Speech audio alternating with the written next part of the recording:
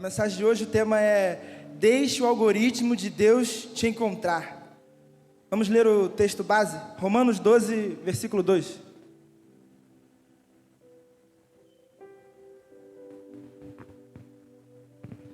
Não se amoldem ao padrão deste mundo, mas transformem-se pela renovação da sua mente, para que vocês experimentem a boa, agradável e perfeita vontade de Deus. Aleluia, aleluia.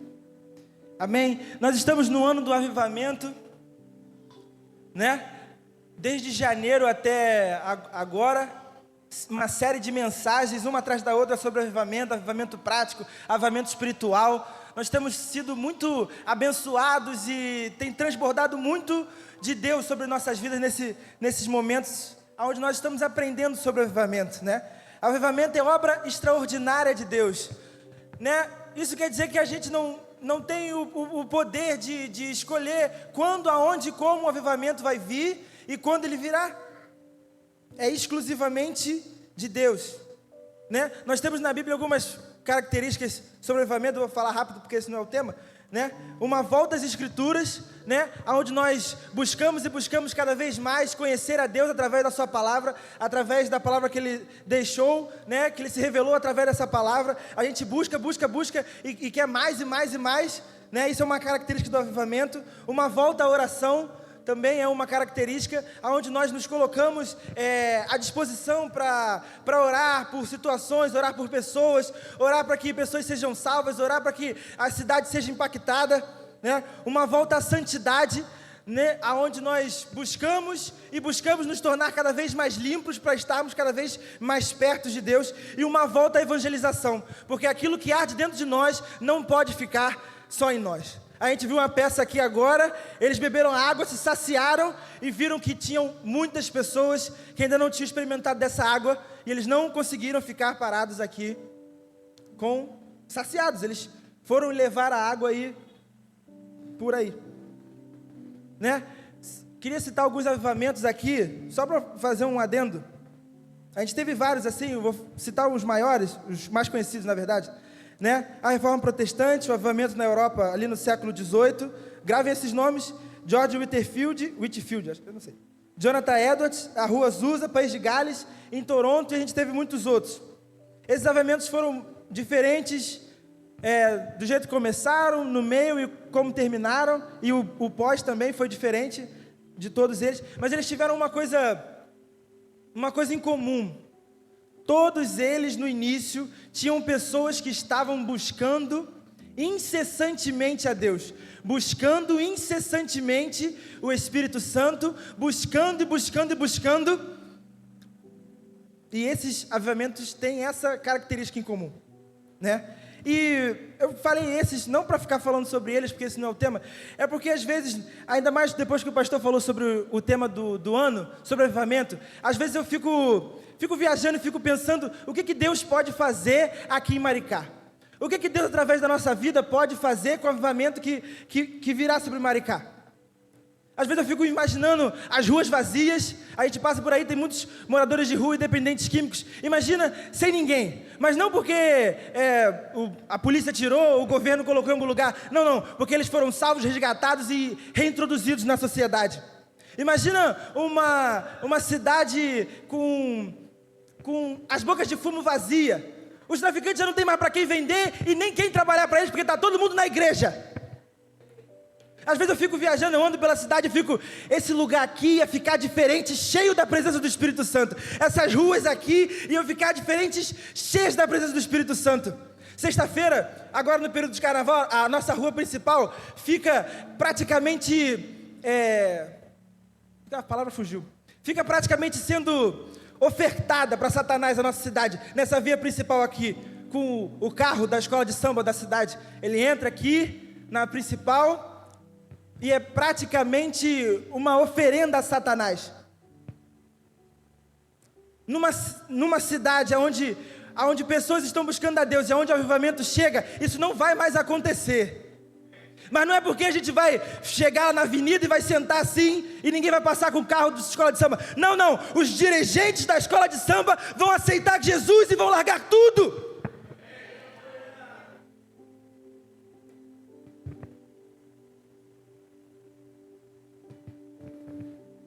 Amém. Agora, vamos entrar no tema. Deixa o algoritmo de Deus te encontrar. Né? E para começar, o que é algoritmo, né? Matematicamente falando, uma sequência finita de regras, raciocínios ou operações que, aplicada a um número finito de dados, permite solucionar classes semelhantes de problemas. Na informática, conjunto das regras e procedimentos lógicos perfeitamente definidos que levam à solução de um problema em um número finito de etapas. Traduzindo, tem um problema, uma situação que está dando problema numa empresa ou qualquer outro, pode ser aplicado em várias áreas. Está tendo um problema, o problema é recorrente, é o mesmo problema ou é parecido, então as pessoas identificam o problema e participam e fazem fazem resolução de problema assim definido matematicamente, sabe, bem regradinho, para que não dê problema de novo. Isso é algoritmo. Trazer aqui mais contextualizado, né? Trazer aqui para o Facebook, Meta, né? Instagram. O Facebook tinha um problema. Ele tinha que levar o seu conteúdo para diversas pessoas. Ele tinha que... As pessoas que estavam acessando o Facebook, elas tinham que receber um conteúdo, que era o conteúdo de criadores do Facebook, ou do Instagram, ou do YouTube, para aqueles que estavam consumindo. E aí, o Facebook, com esse problema, criou o algoritmo do Facebook, o Instagram criou o algoritmo do Instagram, e o do YouTube. Algoritmos são diferentes. E ali, eles entregam, assim, mais Instagram e Facebook, aquilo que você gosta e consome. Para quê? Porque além de entregar conteúdo, eles tinham que vender anúncio. Então eles entregavam o conteúdo, vendiam anúncio, entregavam conteúdo e vendiam anúncio. Só que se o conteúdo for ruim ou você não gostar, tu vai sair da plataforma. E aí eles fizeram algoritmos mais complexos, aonde você fica mais tempo, aonde você acaba gostando mais do que está vendo e continua ali. E continua, para que eles possam vender mais anúncios, ganhar mais dinheiro e você fique cada vez mais distraído, mexendo no celular, nas redes sociais, o que for. Aí você fica lá, horas e horas e horas, rolando o feed, e um monte de informação. Seu cérebro é bombardeado com informação, você fica feliz, você fica triste, você fica alegre, você fica agitado, você fica com raiva, aí você fica mó tempão perdendo tempo comentando, discutindo com a pessoa que postou, com a outra pessoa que fez um comentário, e aí você fica mais tempo na plataforma, recebe mais anúncio, e o Mark Zuckerberg fica mais rico. Isso é um algoritmo. E aí você fica lá no Facebook rodando o feed, rodando, e aí aquilo vai produzindo dopamina no seu cérebro. Dopamina é um hormônio do prazer, que aí você fica lá. Aí você parei. Mas aí você fica cansado, não tem nada para fazer, caraca, vou mexer no celular de novo. Aí tu fica de novo. Aí tu para. Aí tu fica cansado, aí você, caramba, tô preso a isso aqui. A dopamina é um hormônio do prazer que o seu cérebro produz com a enxurrada de informação e estímulos sensoriais que o seu cérebro recebe enquanto está rolando aquele monte de informação ali no feed. E aí você acaba ficando viciado. E aí você quer mais e fica cada vez mais horas. Porque tem um monte de gente que ganha muito bem, trabalhando muito para que você não saia da plataforma. Para que você fique cada vez mais na plataforma. Tem gente empenhada com que você fique mais e mais horas na plataforma, para eles venderem mais anúncios. Eu tive uma experiência esses dias, eu estava rolando o feed, e aí eu vi um vídeo de uma...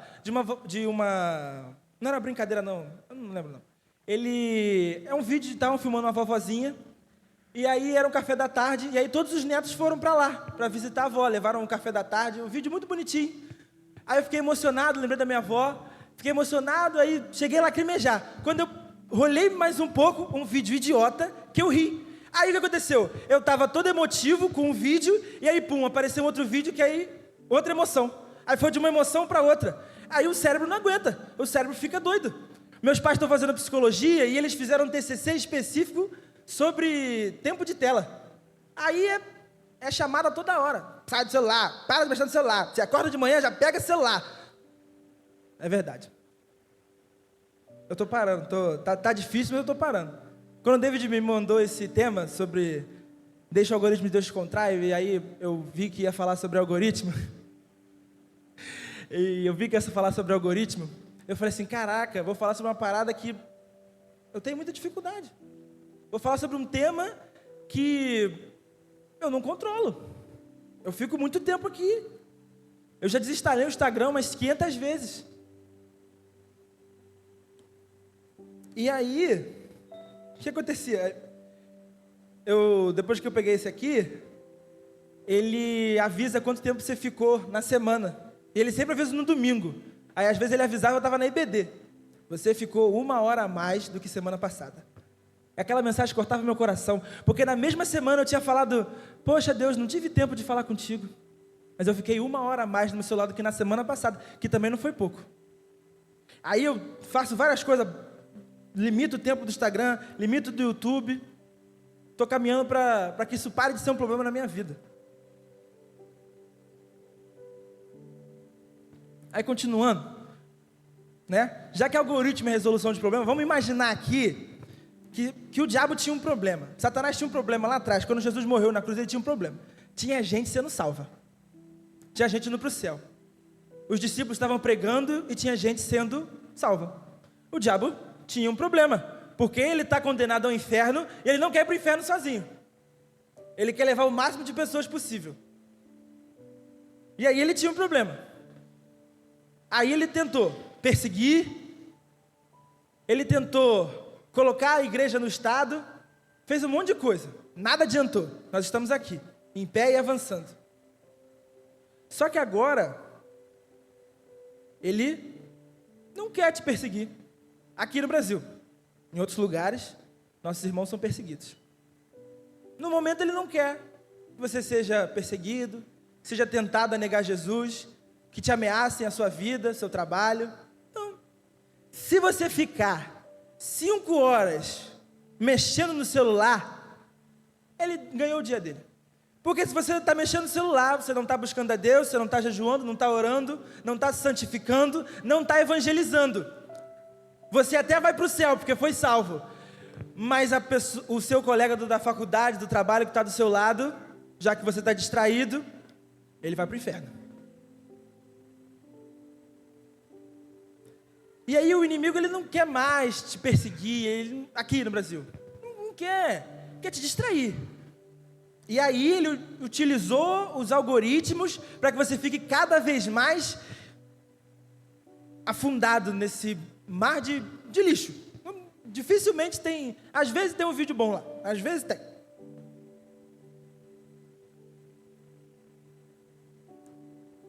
Se os filhos de Deus não se levantam, as pessoas continuarão indo para o inferno.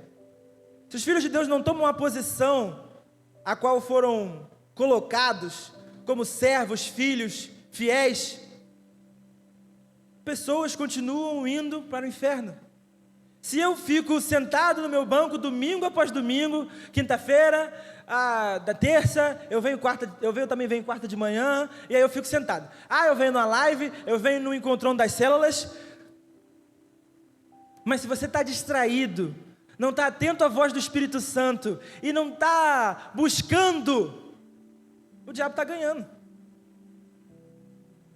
Não pode deixar o diabo ganhar. O diabo quer te distrair para que você não cresça em Deus, para que você não viva aquilo que Deus tem para você. Deus tem um plano para cada um de nós. Deus separou um plano estratégico para cada um de nós. Se você se distrair, não buscar, ficar desatento à voz do Espírito Santo, não estar em comunhão, você vai se distrair do seu plano, daquilo que Deus preparou para você. Nossa, o diabo quer me distrair, está me distraindo, e agora, o que eu vou fazer? Como deixar o algoritmo de Deus te encontrar? sendo intencional. Romanos 12, só que agora do versículo 1.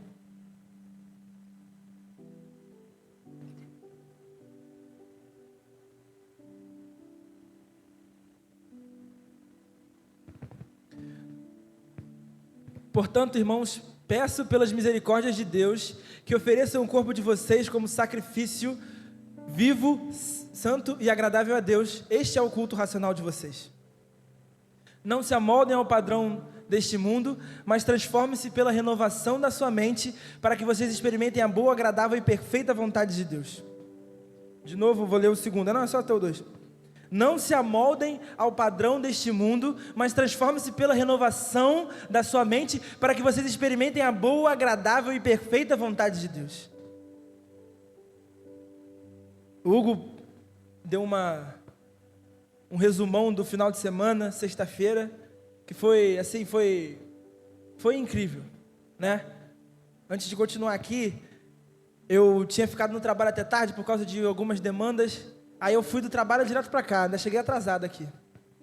Aí eu estava cansado, a semana foi tensa para mim. Aí eu estava cansadão. Quando entrei por aquela porta ali, estava tendo louvor. Acho que era esse, a palha seca queimará, fogo que consome. Caraca, na mesma hora, todo o cansaço, todo o peso da semana, do trabalho, foi tudo embora. Eu não tinha nem fechado o olho para orar, e assim que eu entrei, o peso já tinha ido embora. São sinais de avivamento. Estava aqui um momento incrível, maravilhoso, adoração assim, radiante. Precisamos ser intencionais, né? Nesse texto a gente tem 2 exemplos de fazer para fugir desse algoritmo do mundo que nos consome cada dia mais. Esse algoritmo que tenta nos distrair, tenta tirar nosso foco, para que a gente não siga os planos de Deus, né? A gente tem, nesse texto, o culto racional e a renovação da mente. O culto racional é oferecer a sua vida inteira para o Senhor. Culto racional não é só o que fazemos aqui, mas é o que praticamos dia após dia, se oferecer como sacrifício. É o que as pessoas veem em nós. Aqui, culto racional não é só que a gente veio, cultuou racionalmente.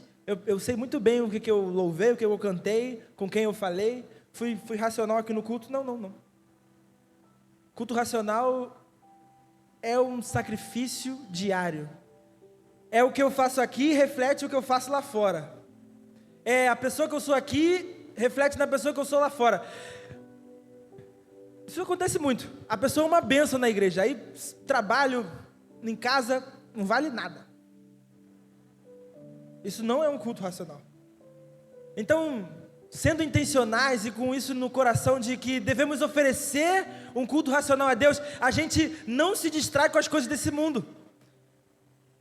Porque eu tenho que estar ali perto de Deus, eu tenho que estar sempre oferecendo a minha vida como sacrifício no altar, eu tenho que ficar tirando as cinzas, queimando a palha, e tenho que ficar limpando o altar e construindo se for necessário. E aí isso demanda tempo. Se eu não estou distraído, eu estou ali buscando e oferecendo culto racional a Deus.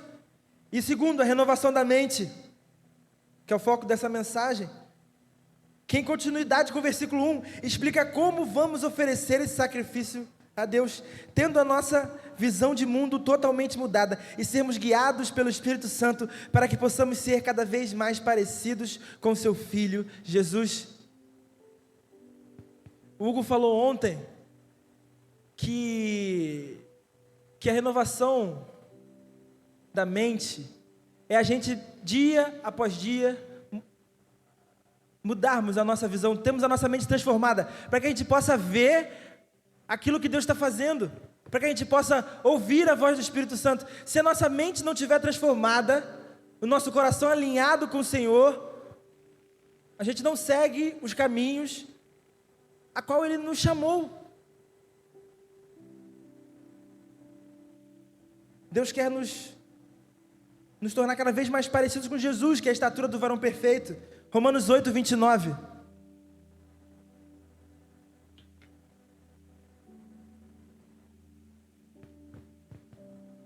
Pois aqueles que de antemão conheceu também os predestinou para serem conformes à imagem do seu Filho, a fim de que ele seja o primogênito entre muitos irmãos. Ora, tendo a mente renovada com o Espírito Santo operando em nós, nos tornamos cada dia mais parecidos com Cristo e começamos a provar qual é a vontade de Deus. Isso quer dizer, pôr em prática a vontade de Deus. Jesus veio aqui à terra e só cumpriu aquilo que o Pai mandou. Se Ele é a estatura do varão perfeito, estamos nos aperfeiçoando para nos tornarmos cada vez mais parecidos com Jesus, devemos buscar a vontade do Pai. Jesus, o que o Senhor quer que eu faça hoje? Espírito Santo, com quem o Senhor quer que eu fale? Jesus, o que é para eu fazer hoje no trabalho? Jesus, o que é para eu fazer hoje na faculdade? Nós temos que buscar a vontade de Deus. A gente tem que estar sempre ali no centro da vontade de Deus, porque aí o mundo não nos distrai. A gente está tão imerso, está tão para dentro do rio, a gente já não tem mais o controle. O mundo não distrai a gente, o algoritmo desse mundo não consegue tomar nossa atenção, porque a gente está voltado totalmente para Jesus. Jesus toma todo o foco da nossa mente. A gente não consegue olhar para um lado nem para o outro, a gente só vê Jesus, o Pai, o Espírito Santo, a vontade dEle, o reino. A gente fica pensando, em vez da gente ficar pensando, a nossa mente fica pensando, o que eu vou fazer hoje?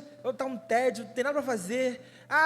Eu tô meio mal, eu não vou para lugar nenhum hoje não vou para a igreja, não vou fazer isso, não vou fazer aquilo. Eu acho que eu vou ficar quieto em casa, eu acho que eu vou mexer mais no meu celular, eu acho que eu vou ficar mais tempo aqui, porque não sei, eu tô mal.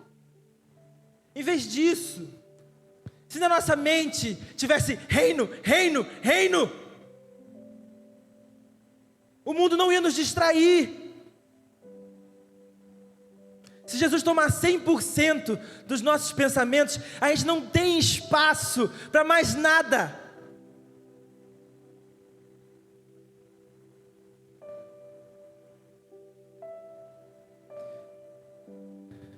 Como é que a gente descobre a vontade de Deus? Como é que a gente sabe? Jesus disse que o servo não sabe o que o seu Senhor faz, mas o amigo sabe. Se nos tornarmos amigos de Jesus e buscarmos a sua vontade, Ele vai dizer o que é para fazer. Mas não dá para ser amigo de domingo a domingo. Eu falo com Deus só no domingo, eu falo com Deus só domingo e quinta. Quando eu venho para a igreja eu falo com Jesus. Não dá para ser amigo assim. Seu amigo não é assim. Meu irmão é meu amigo, eu falo com ele todo dia. Perturba a beça. Casou, não se livrou de mim. Meu amigo. Amigo é assim. Toda hora. Gabriel também é meu amigo. Gabriel, quando fica muito tempo, você vem para a igreja, manda mensagem, cadê tu? Apostatou? Que a gente fica brincando, né? Meu amigo. Toda hora falo. Toda hora converso. Não dá para ser amigo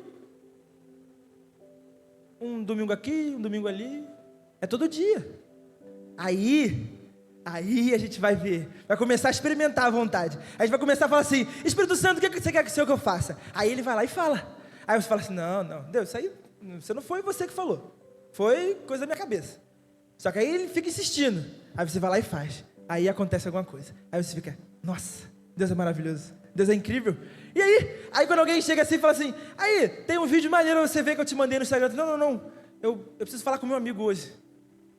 Não dá, não consigo. Eu não posso parar, porque eu preciso falar com meu amigo.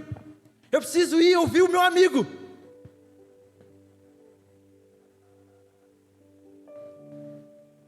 E é com essa intencionalidade de buscar ao Senhor, de nos tornarmos amigos dEle, que Ele vai contar a vontade dEle. Ele vai falar. Vamos em Romanos 6. Como que a gente consegue continuar sendo intencional? Porque a gente sabe que é difícil, que o mundo está aí para isso, né? Já falei. Tem uma equipe que ganha muito bem para que você fique horas e horas mexendo no celular. profissionais excelentes, para que você faça isso. Romanos 6, versículo 8, do 8 ao 12.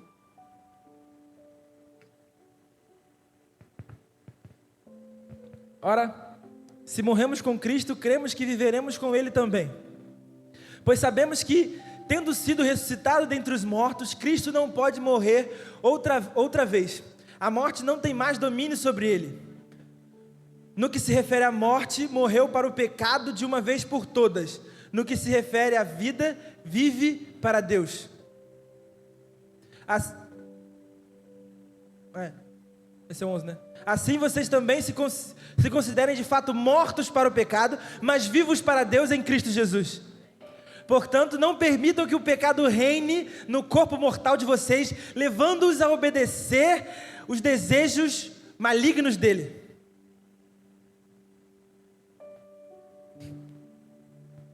Portanto, não permitam que o pecado continue dominando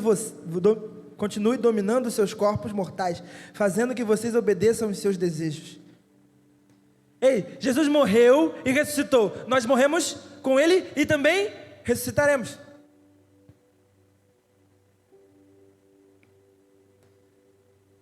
Aqui, Paulo está falando assim, é para fugir do pecado. Já não pertence mais, já não faz mais parte do seu DNA. Vocês morreram para o pecado, estão vivos em Cristo Jesus. O pecado já não faz mais parte da nossa vida. A gente tem que fugir, tem que ir para longe.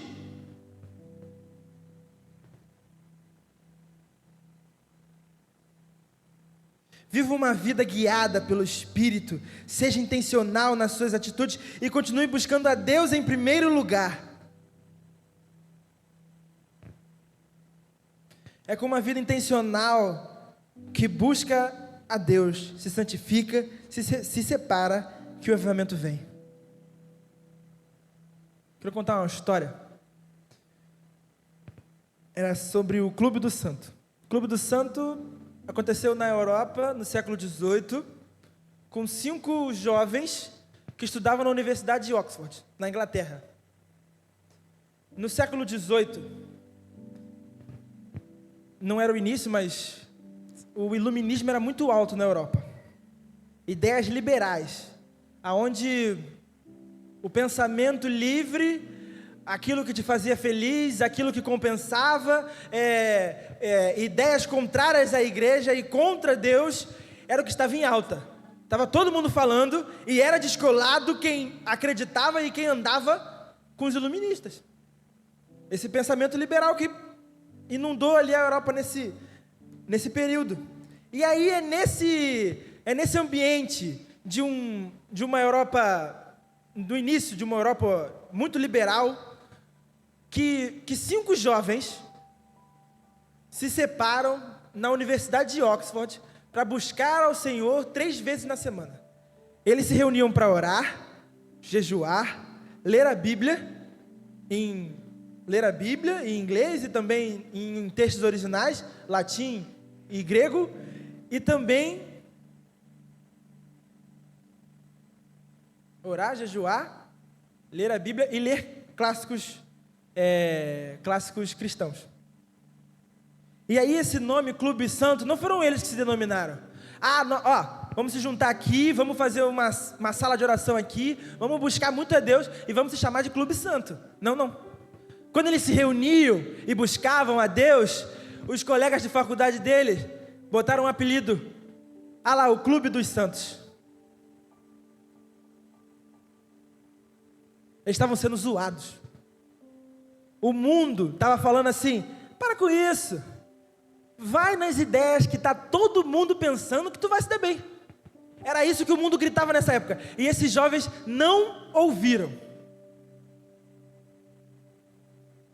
Dentro desse clube, desses 5, tinham 2 nomes, 2 pessoas: George Whitefield e Jonathan Edwards, que eu falei no início.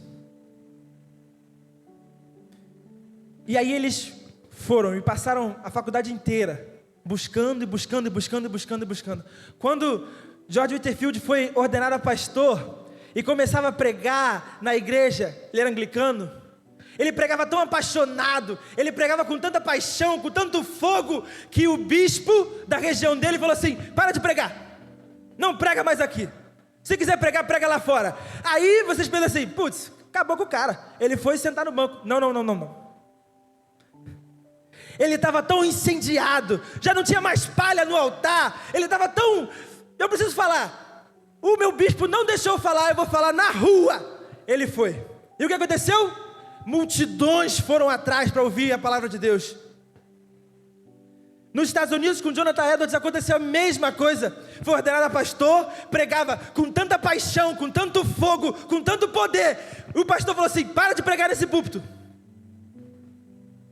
Você está muito esquentadinho. E aí Jonathan Edwards foi e pregou lá fora, na rua. Multidões o acompanharam para ouvir a palavra de Deus. E aí Deus derramou um avivamento sobre a Europa e sobre os Estados Unidos naquela época. Agora, Deus derramou um avivamento porque tinham 5 jovens orando na faculdade? Não. A Europa estava cercada de liberalismo e a igreja estava esfriando. Jesus precisava aquecer a sua noiva novamente. E quem ele escolheu? Aqueles que estavam buscando dia após dia, noite após noite. O Senhor Jesus não virá com grande poder e glória sobre nós, se nós não estivermos debaixo da sua vontade. Os nossos corações são muito corruptíveis. A gente tende muito a: eu sou bom pra caraca, eu prego bem, eu falo bem, eu oro pra caramba. Aquela pessoa foi tocada pelo Espírito Santo porque eu dei um acorde muito bom. Não! Foi Deus. Ele não divide a glória dele. Então, se a gente ficar com palha seca no altar, ficar com cinza, se a gente ficar com orgulho, com um monte de coisa, com a gente distraído, a gente vai acabar querendo roubar a glória que é só para Deus. E como Ele sabe os caminhos do nosso coração, Ele não vai vir. Esses jovens estavam separados. Aí Deus foi lá e usou. Se a gente não se separar, se a gente não buscar, se a gente não matar a nossa carne de um jeito, Ele não vai nos usar. Ele vem, porque é da vontade dele, a gente não pode fazer nada. Ele vem, mas aí não vai. O pastor Gabriel usava muito, quando pregava aqui, que o avivamento era uma onda e estava vindo. Entra na onda, surfa a onda, não fica de fora da onda. Você pode até ver a onda, se molhar com a onda, mas não vai surfar na onda.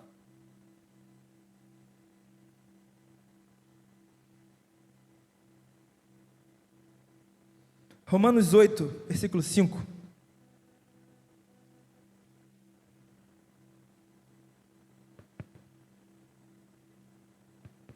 Quem vive segundo a carne, aspira ao que a carne deseja. Mas quem vive de acordo com o Espírito, aspira o que o Espírito deseja. A aspiração da carne conduz à morte, mas a do Espírito conduz à vida e à paz. Porque a aspiração da carne é inimizade contra Deus, pois não se submete à lei de Deus, nem pode fazê-lo. Quem é dominado pela carne não pode agradar a Deus. Entretanto, vocês que estão sob o domínio da carne, vocês não estão sob o domínio da carne, mas do Espírito, se de fato o Espírito de Deus habita em vocês, e se alguém não tem o Espírito de Cristo, este não pertence a Cristo. Olha o 9. Entretanto, vocês não estão sob o domínio da carne, mas do Espírito. E se de fato o Espírito de Deus habita em vocês, e se alguém não tem o Espírito de Cristo, não pertence a Cristo. A gente não é mais para viver dessa maneira, dessa mesmice. Não é mais tempo de ficar perguntando: é pecado isso, é pecado aquilo. Não é mais tempo disso. É tempo de: Jesus, eu quero saber o que o Senhor quer fazer em Maricá. Pai, fala para mim, coloca no meu coração o que o Senhor quer fazer em Maricá. A gente sabe que Deus quer conquistar a cidade, porque o pastor fala aqui no púlpito, pregação após pregação. Deus quer conquistar a cidade. Deus vai conquistar a cidade. Já ouviu Deus falar para você: eu quero conquistar essa cidade? Eu conto com a sua ajuda? Uma vez eu estava andando de ônibus indo para os Praiados, ia ter alguma programação lá, e eu vi várias casas, e aí Deus falou no meu ouvido: eu vou fazer uma revolução sobre esse lugar.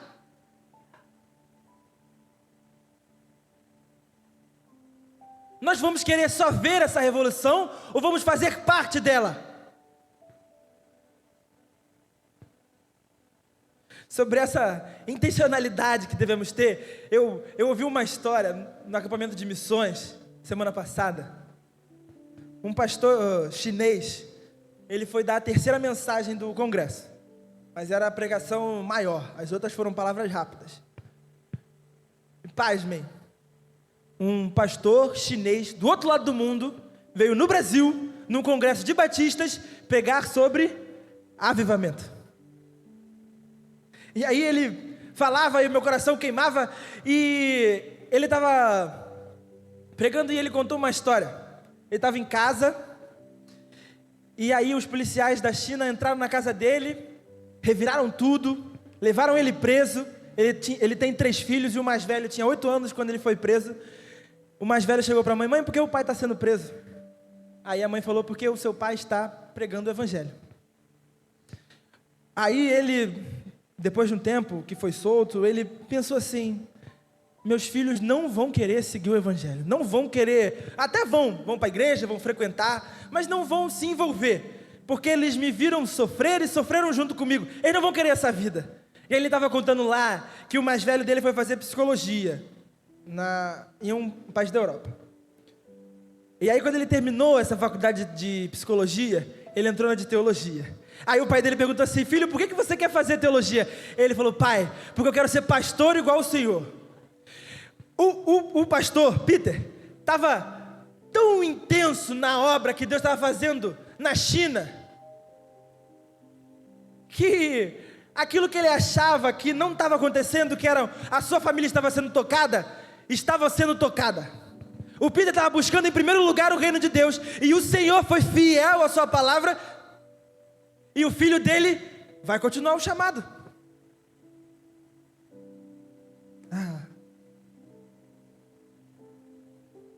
Toda essa intencionalidade, todo esse fogo, todo esse poder, essa glória que a gente sente aqui quando louva, quando ora, essa maravilha, tudo isso não é para ficar nas 4 paredes da PIBAM. O Senhor Jesus quer derramar o seu Espírito sobre a cidade, e Ele conta com os seus filhos para isso. Filhos maduros, intencionais, cientes daquilo que o Pai quer e o fazem.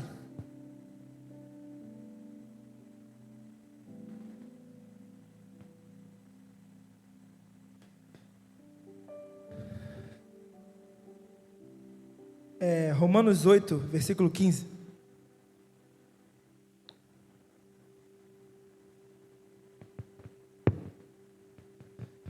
Pois vocês não receberam um espírito de escravidão, para novamente temerem, mas receberam um espírito que os torna filhos por adoção, por meio da qual clamamos: Abba, Pai. O próprio Espírito testemunha ao nosso espírito que somos filhos de Deus. E se somos filhos, também somos herdeiros de Deus e co-herdeiros com Cristo. Se de fato sofremos com Ele, também com Ele seremos glorificados.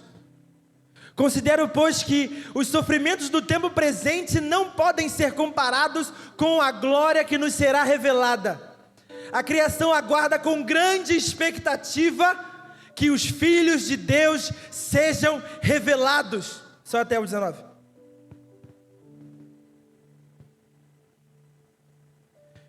Eu sou filho, você é filho? Amém? Nós somos filhos. A natureza aguarda com grande expectativa que os filhos de Deus sejam revelados. É com muita expectativa que a natureza, o mundo espera que sejamos revelados. que sejamos maduros, que sejamos intensos, que sejamos intencionais, que não deixemos que o algoritmo desse mundo nos consuma, mas que nos deixemos ser introduzidos no algoritmo de Deus.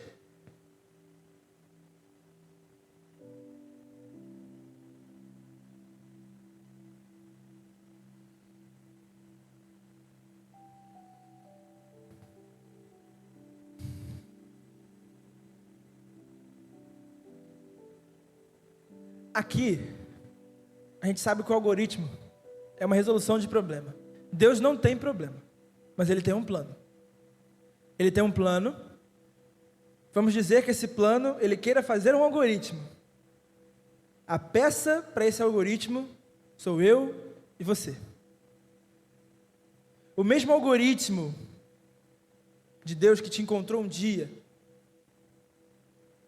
é o que te chama para fazer parte desse algoritmo, para que outras pessoas sejam alcançadas.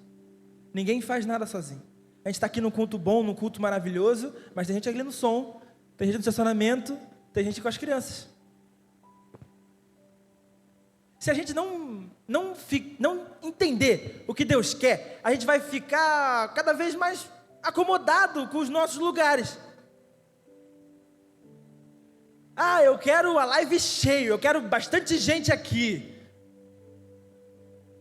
Mas o estacionamento precisa de alguém. As crianças precisam de alguém para tomar conta. Tem gente lá, doando o seu tempo. Podia estar aqui ouvindo a palavra, podia ter assistido o louvor. Está lá, cuidando das crianças. Tem gente no estacionamento agora. Está um calor danado. Estão lá servindo. Por quê? Entenderam aquilo que Deus está fazendo. Jesus falou assim: eu quero você no estacionamento. Foi lá e foi. Eu quero você com as crianças. Foi lá e foi. Mas não é para ficar com as crianças. Ah, a gente vai ter um culto, a gente vai ter uma boa equipe com as crianças aqui para a live, para que os pais possam ficar aqui dentro muito confortáveis. Não, não, não. É para que crianças também sejam alcançadas.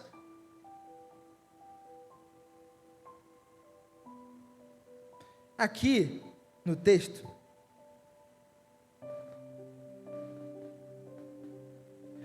Paulo fala, no 18, considero que os nossos sofrimentos atuais não podem ser comparados com a glória em que nos será revelada.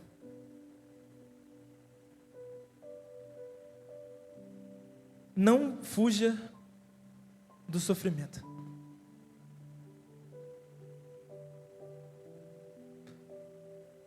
Não fuja. Filhos maduros, filhos adultos, não ficam pedindo coisa para o pai. Eu já não peço muita coisa para o meu pai. Eu peço bastante coisa, mas não peço tanto que nem eu pedia quando era pequeno. Por quê? Eu já estou adulto, já tenho as minhas responsabilidades. É assim com a gente também. A gente cresce em Deus, deixa de ser imaturo, deixa de ser uma criança, um neófito. E aí a gente chega para Deus e fala: Deus, o que dói no seu coração em Maricá? O que dói no seu coração em Maricá que eu posso fazer?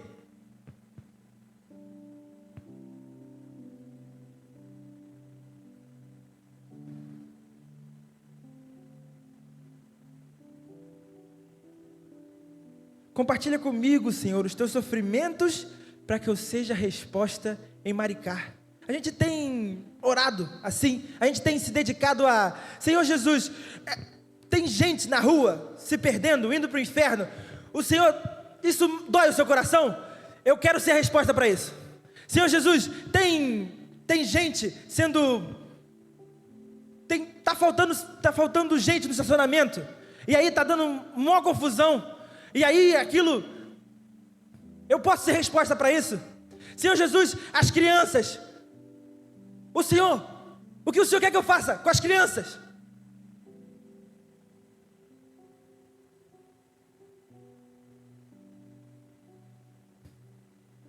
Primeira Pedro 4:12, o louvor já pode subir?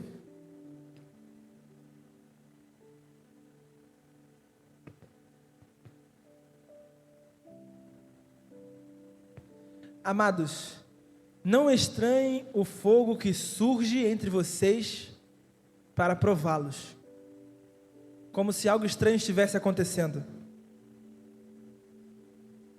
O 13. Antes, alegrem-se à medida que participam dos sofrimentos de Cristo, para que também, quando a glória dele for revelada, vocês exultem com grande alegria.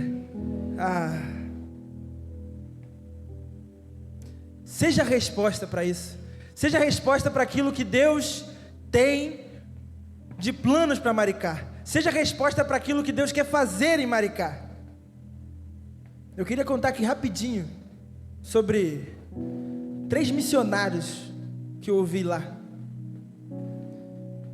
Tinha a Radassa, que ela é uma missionária na Ásia, e que ela é muito inteligente. O sonho, ela fala mais de 3 línguas. O sonho dela era ser rica. E uma pessoa que fala mais de 3 línguas consegue. Só que aí Deus chegou um dia para ela e falou assim: eu preciso da sua faculdade na Ásia. Deus tinha uma demanda para a Ásia. Ele escolheu a Radassa. E ela falou: eis-me aqui. E foi.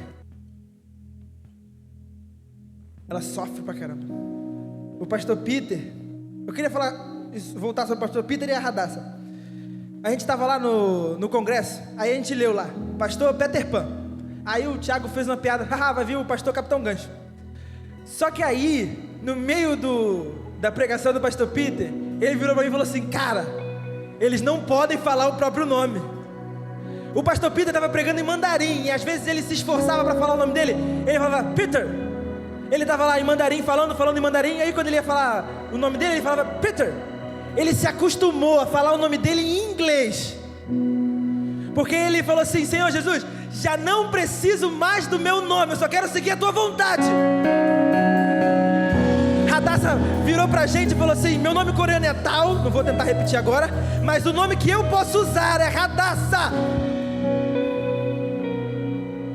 Abriu mão do nome para viver aquilo que Deus queria que ela vivesse. Ei, Deus quer que você viva algo que vai te custar caro. Não arrede do sofrimento a qual Deus está preparando para te preparar para algo. Outra missionária, a Terezinha, ela foi para lá, ficou 3 anos lá, casou, teve filho. O esposo estava indo pregar, morreu. Bateu o carro, morreu. Voltou para o Brasil, ficou 9 meses aqui. Aí Jesus falou assim para ela: eu preciso de você de volta em Moçambique. Ela foi.